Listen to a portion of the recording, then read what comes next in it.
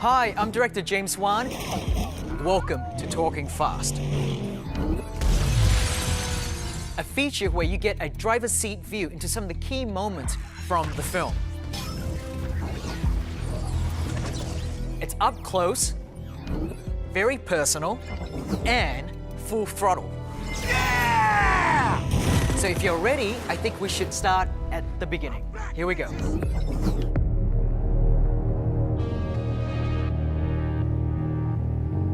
So I'm new to this franchise, and I knew from the very start that I wanted to make my impact be seen with this really amazing new character that Jason Statham plays. And the chance to work with Jason at this level, because he's new to the franchise as well. So between the two of us, we knew we wanted to make an impact. We wanted to make a statement that we're here and we're proud of this, and we really want to blow people away. You get it. One of the things I wanted to do with his opening sequence is to kind of start up pretty mellow, right? Kind of lull the audience into thinking, things are kind of calm and quiet. So I start off with an opening shot, okay, of London. I used to think that was bollocks. Right, so the camera pulls back from London to reveal Jason. He turns around and he's talking to someone off camera. We're not quite sure who it is first. Then the camera pans with him, right, and we reveal it is Owen Shaw, the main bad guy from the previous film, from number 6. And so here we establish Jason's relationship with this particular character. It's his brother. Rest now, little brother. And he makes a blood vow. I'll sell you one last score. He will destroy anyone who hurt his brother. It is as simple as that. That, to me, sets the theme that runs throughout the entire movie. You take care of my brother. It is about protecting family. Didn't hams to him. Come by looking for you. I wanted this to be something that you remember. I wanted you to look at this opening scene and kind of go, you know what? This is someone new to this franchise, and this is where this franchise now is going to go on a whole different level. I wanted to design a sequence where after Jason says his piece to his brother, the camera's going to pull back with him, and we sit like this. Camera pulls back with him, and to do it all in one shot where we follow Statham from his brother's room out of this hospital. And the reason why one shot without cutting it up is I feel like the camera work there reflects the state of mind that Statham is in. He's so focused. It sets up his motivation for the rest of the movie to destroy Dominic Toretto and the rest of his gang, and that's all he cares about. Step into an elevator, and this elevator was designed, check this out, was designed basically as a set piece that could into another section of the set, so that way it feels like it's one seamless move where we travel from like the 7th floor, whatever it is, all the way down to the ground floor, and along the way you discover this massive destruction. Okay, and what we wanted to do is to reinforce how badass his character is. And you see now the force and power and how good this guy is, and what it took him to come into this military hospital to see his brother and say goodbye to him. I think there's nothing cooler than an introduction like that that shows how awesome, how tough this antagonist is gonna be. Hold this. So now check this out. This is really Jason walking by an explosion that's happening behind him. My direction to him is, when you do this, do not blink, because that's gonna make you look so tough if you don't blink with this huge explosion going on behind you. Check this out. Ready? Let's roll video and action!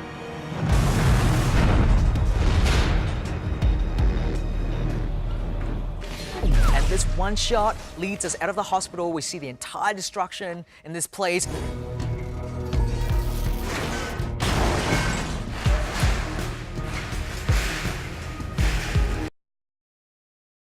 And then the camera pans away with him as he drives away, and we go up to the sky, and we see it on cut yet at this point, and then we turn upside down, and now we come into sunny California, the desert of California, and then we pan with the cars, and it introduces us to Dom and Letty. And I feel like that was such a cool way to take us from London, where we left off in the last movie, and now we come back home to California.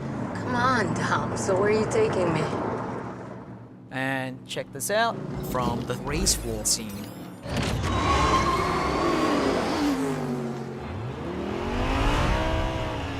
The return to Race Wars in the desert was really awesome because I got to see what kind of a monster this franchise has turned into. From this little movie that we didn't think that anybody would care about 14 years ago to this global entity that travels around the world and is loved by hundreds of millions of people.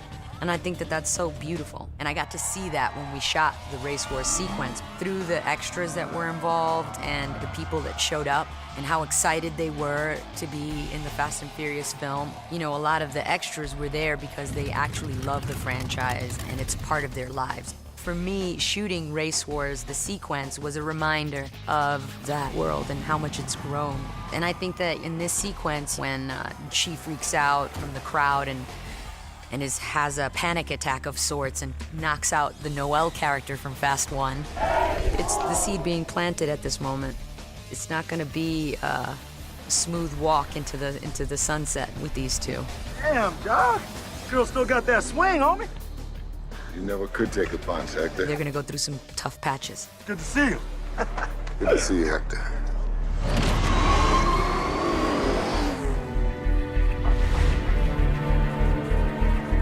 One of the great things for me stepping into this franchise was being able to revisit pivotal scenes and locations from the previous films and tie it all together in a brand new way. And let's roll sound.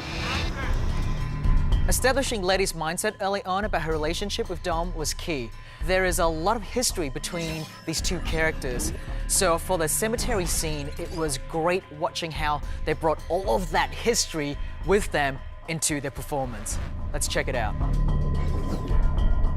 I think the craziest part for Letty is losing her memory.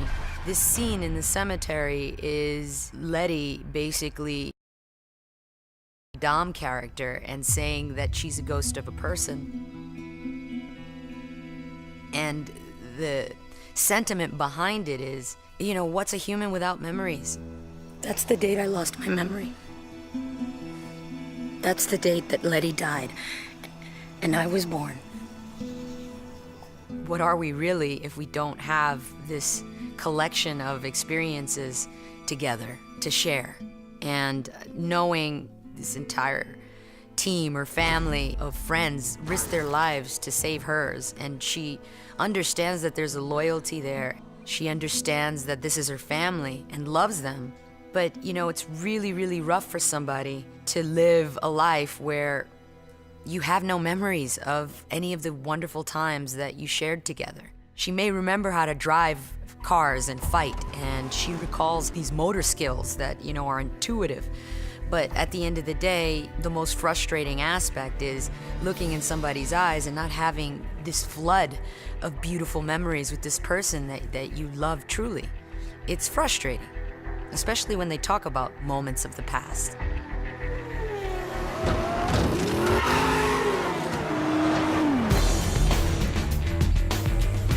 The Toretto House is such an iconic location for this franchise. I love that we were able to bring it back for this film, but I almost feel guilty for blowing it up.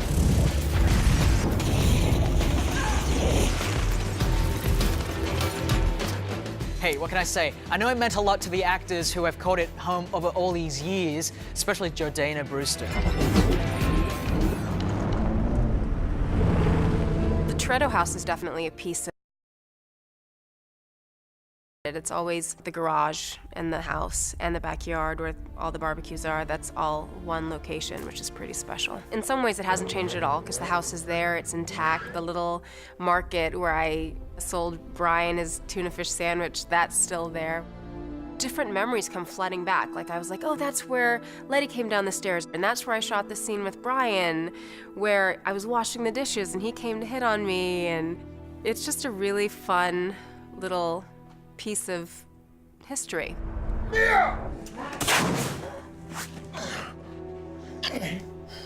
It was very bittersweet this time around because I knew it might be the last time we were shooting there.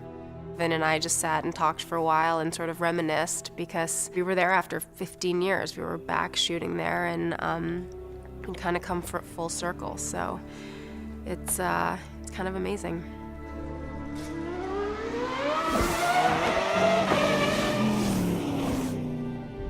Sometimes the locations in Fast and Furious aren't exactly what they seem. It was pretty awesome in Furious 7 because we shot some scenes in LA that were supposed to be shot in Dominican Republic. And this was this like beautiful palatial estate in Malibu.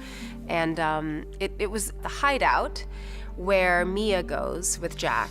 Kind of amazing how well it doubled for DR. It was movie magic at its best. And the other thing that worked out kind of last minute was Romeo Santos playing Mondo. And I remember he flew in that day. He had a massive concert the night before. He had another concert that night for like thousands and thousands of people. And yet he was nervous about, like, you know, acting with me on set and getting his lines right and hitting his mark and working with James Wan. And I thought that was so cool because to me it would be so much, you know, more frightening to be in front of a giant audience and to be a huge superstar. But we helped each other through it, and he did an awesome job.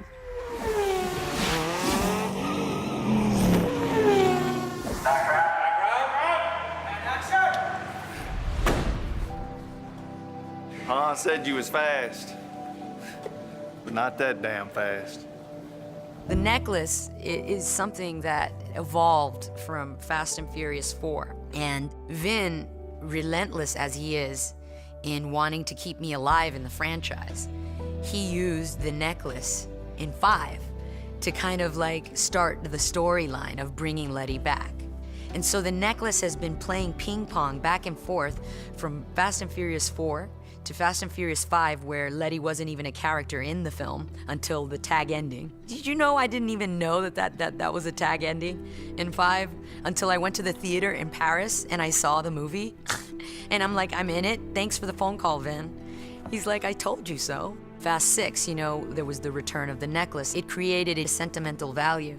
So much so that like now it's like part of the franchise. It's like that necklace represents love, the unbreakable bond between two street lovers.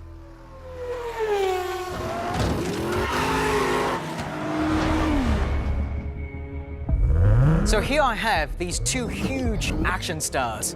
And the next sequence I want to talk about is the sequence where the antagonist and the protagonist, Vin's character and Statham's character, comes to a head. Meet each other, they're facing off in this underground tunnel.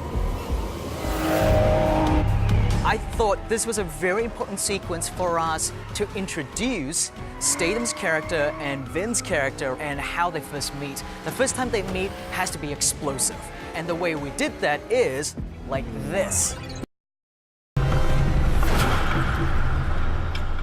So they're facing off like a classic Western showdown. But instead of standing there with the horse or their gun, the car is their gun and their horse. Neither one is willing to back down, and you just know where this scene's about to lead to. They're gonna rev their engines and they're gonna go for it. And these guys are so badass and so tough that they're gonna drive towards each other and smash, and that is the way we were gonna introduce the two of them. So this game of chicken took place in Los Angeles, but was actually shot in Atlanta. And check this out. So one of the things that I wanted to do was to make it as explosive as I could when they first collide with each other, and we did a lot of pyrotechnics in this sequence.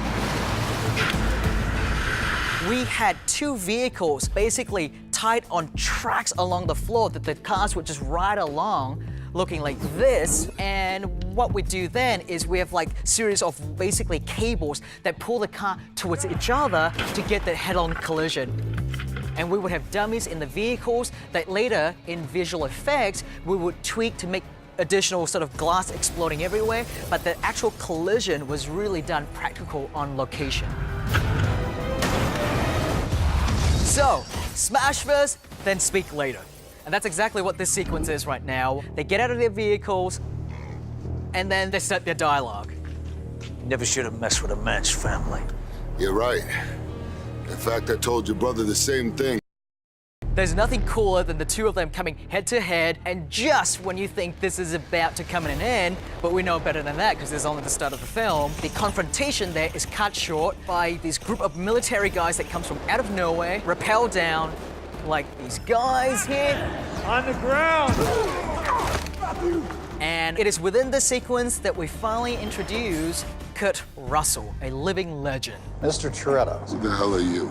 I'm Mr. Nobody. What we find out in this sequence is he is a military character from the sort of shadowy CIA underworld. We don't quite know what he is or what he does or who he works for. By the way, I can get you Deckard Shaw. We know he's here to try and enlist Dom and his team on the mission that he needs him to partake in.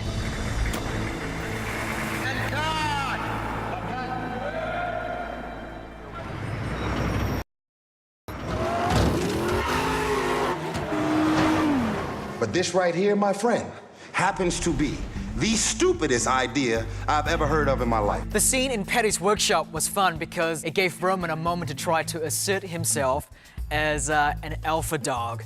And he was so excited because he got to work with Kurt Russell. Check this out. The scene where I'm around the table and I'm telling Dom that I wanted to take the lead and take over. It was great. I loved it. I'm not a follower. This time, I lead. Seriously, if I don't start making decisions, I'm out. I'm tired of listening to him. He thinks that because his voice is deeper than mine, that he just gets to boss everybody around. All right, Roman. What do you got? You know, that was one of my favorite scenes because that was also the first scene I ever did with Kurt Russell. You know, reading your file, I was impressed with what you've accomplished with your team, but meeting them now, I gotta say, Dom, you've truly got a gift. Keep working at it. I don't really know if I could ever have as much dialogue as Kurt Russell had in this movie and just like be able to memorize it like that. Like that was crazy. And he was charming. You know, he's got his little dimples in his face. So he's, you know, all that dialogue, man. We love you, Kurt. Thank you for joining us. And in the Fast family, hope you come back.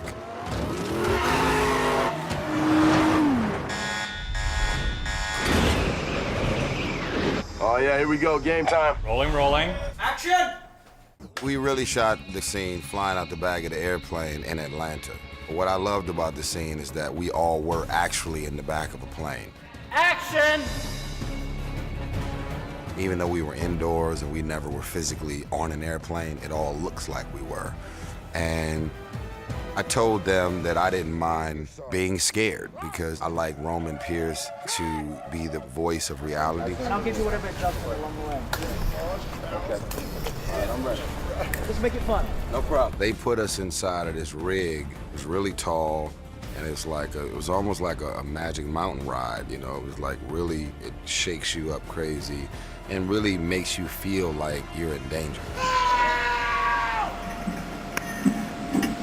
And I could not finish my peanut butter and jelly with milk because that damn gimbal messed me up.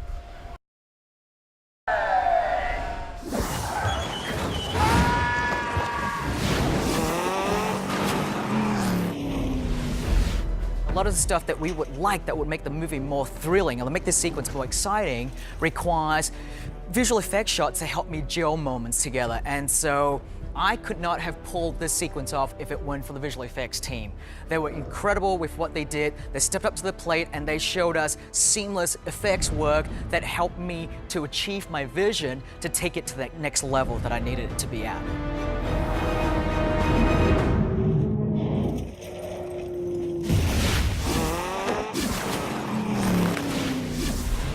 One of the great joys on this film was being able to shoot in Abu Dhabi. The scenery was spectacular and the people made us feel so welcome. And I know that feeling I had was shared by the rest of the cast and crew as well.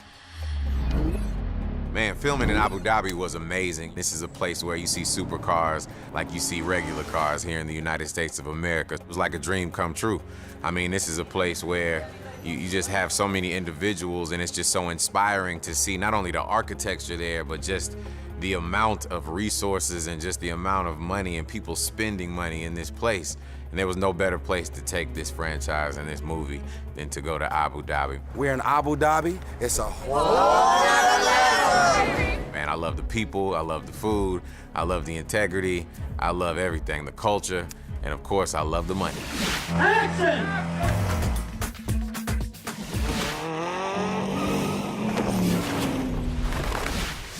One of the funnest things was the party scene. I really had fun with that. All right, this is our first take, people. I like the improv scene in the penthouse suite. That was a lot of fun. Just the freedom to explore and find funny in the room. We're so happy for you to be here. You look like you got some missiles underneath that dress. No? Here's the truth, man. That scene right there. Oh, there he is. These your dancers? This is a party, baby. In front of all them people, the hairspray. Some of y'all probably went to the bathroom and noticed that all the hairspray was missing. That was all improv, off the top of the head. Yep, he did it. Thank you. I hate your hat. You in the back? Yeah. I just had to find some funny stuff. You about to really, you about to do it, huh? I'm running out of words. Somebody better say cut. God damn, it's crazy. It's still going. Yeah, so we're gonna keep it going. I'm very grateful to the director, James Wan, who just let me freestyle and just have a moment, because we were trying to find something funny. I just got out of jail 2 hours ago. They bring me here with naked gold people. They had to chop some of that stuff out because it got real.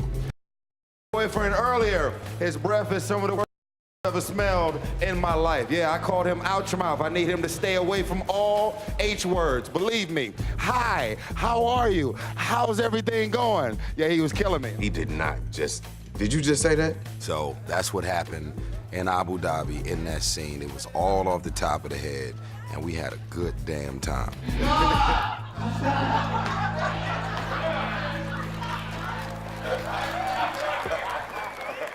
Hey, my man, what's going on?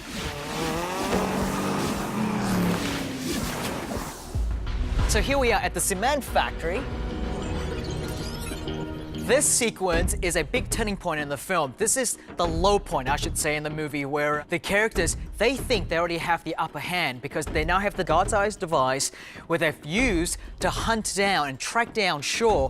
And with Kurt Russell and the team, with Paul and Vin, they've gone on this journey. They've gone through the whole movie, basically, to come to this point. And action! They've hunted down the bad guy, and now they're about to, take him out, so to speak.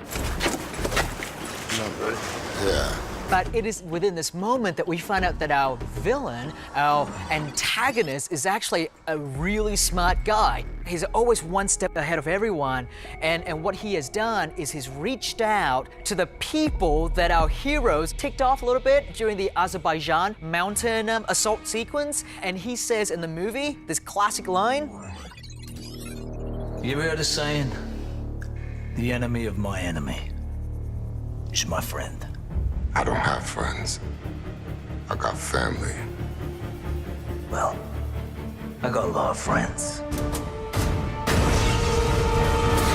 And what you realize here is he's recruited Jaimon Hansu's character to come and help him fight this battle during the sequence. And so this scene ends up being this crazy cacophony of gunfights where the lights have been blown off and it's all shot in darkness and red lights. And when Jaimon's character, Jakande, shows up with Tony Jaa and the rest of his team, they basically proceed to wipe out all our heroes and soldiers. And this sequence that went from being a triumphant moment for our heroes become a very dark moment where now they're fighting for their lives and they have to get the heck out of there. And it was a really cool sequence for me to shoot because it allowed me to have fun with the gunfights and it allowed me to showcase some of the crazy stuff that Tony Jaa can do. He's jumping and rolling and then onto the catwalk. And then also within this sequence, finally Kurt Russell gets to have a little moment of fun. We get to showcase this great action star that he has been, the movies that we all grew up with. And so he put on these infrared goggles that he can see, in the dark, and he carries these two guns that he wanted to play with where he can just pick off the bad guys one after one, almost like a classic Western hero that he played in Escape from New York. And so that was really fun to direct Kurt Russell in an action sequence. Cut!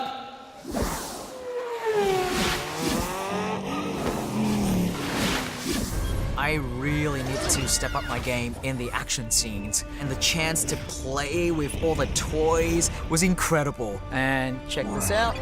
So nowadays, drones are becoming really popular, but this particular movie, we take the drone experience to a whole nother level. This drone is shooting at us, we're trying to get away from it, and, we're kind of at a disadvantage when you have a drone flying in the sky and it's a remote control, and it's extremely intense scene. They've cut the connection. They can't finish the hack. You have Tyrese driving, which he's the worst driver in the world. He's talking too much and not focusing on keeping us alive. First a tank, then the plane. Now we got a spaceship? I think you guys will be able to relate to my character. Shut your ass up and drive the car.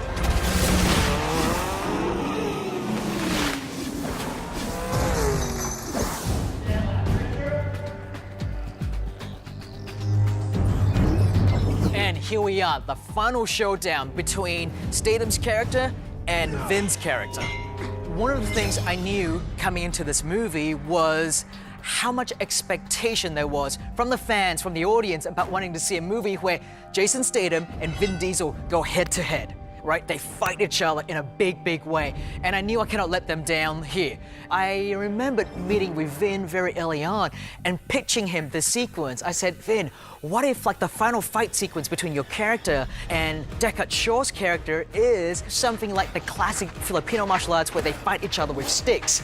And I remember Vin said to me, he goes, oh my God, James, that is incredible. But what if we do it more in the Fast and Furious way? Instead of using sticks, what if Dominic Toretto reaches into his car like this and pulls up wrenches, big giant wrenches, and Shaw picks up pipes and whatever debris he could from his smashed car, and they start going at each other that way. I didn't want to kind of film the fight scene in the typical traditional way. One of the things that I wanted to do was to basically have the camera work be part of the action scene as well. I like to mount my camera onto whatever crazy action that's going on at that point. I wanted to bring the audience close in and just do something fun that we haven't quite seen before. See how far I can push it when Vin punches Statham's character and he flies through the air, lands on the ground, and rolls. I wanted the camera to roll with him as well. So I tried to do lots of these little camera tricks to try and put my own personal stamp, my personal filmmaking into this particular film.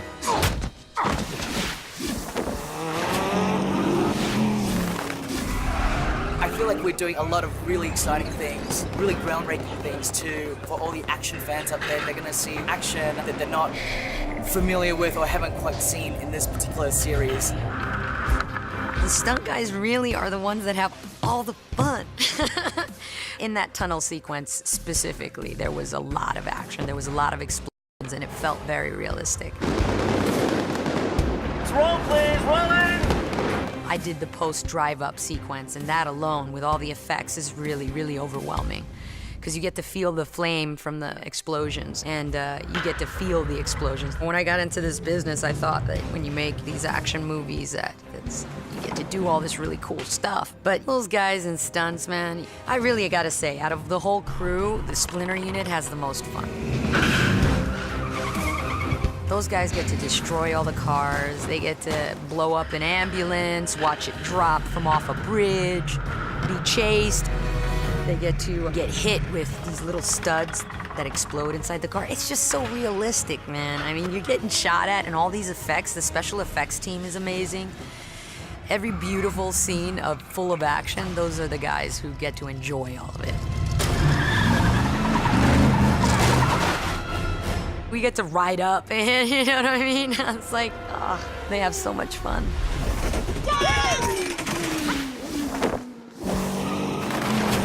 What people love about these films are the characters. Check this out. The wedding sequence was a really cool kicker. We shot it in a church at a cemetery. This is what happens when you shoot with a horror film director, James Wan. We loved that scene. We thought it was very, very special.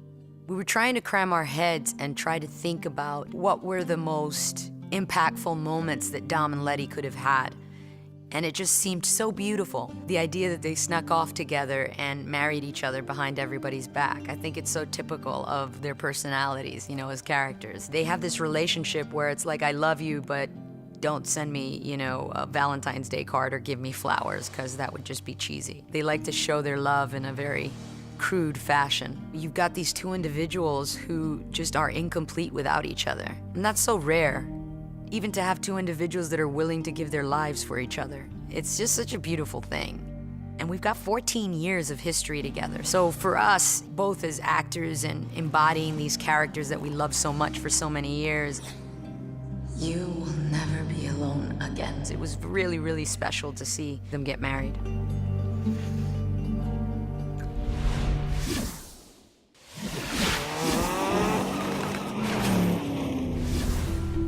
And here we are. We've arrived at the final scene of this film. It's a scene that is very important to all of us involved in this film. And we know how important it is as well for all the audience and fans out there to get the chance to be able to say goodbye to Paul one last time. And this scene really allows us to sum up our feelings, emotions, and how we all feel about Paul with this final beach sequence. The characters are sitting around, talking amongst themselves, but ultimately, you know, watching Paul play with his family and how happy and joyous he is. And we knew from day one that we wanted to give Paul a happy farewell, that we sent him off in a very honorable way and one that would celebrate his life and that would celebrate his involvement in this particular franchise. And there was nothing more befitting than to actually use Paul Walker's own vehicle, his own personal car that he loved, to be in as we sent him off into the sunset at the very end of the film. In the final few shots, Vin and Paul are driving right next to each other, and then they're looking and smiling at one another. We flash away to all these different shots from this particular franchise, and we get to see how far Paul has come from the very first Fast and Furious movie all the way to Furious 7, and how much he has grown and how much us as the audience and fans have grown to love this man. And to be able to send Paul off into the sunset meant the whole world to me.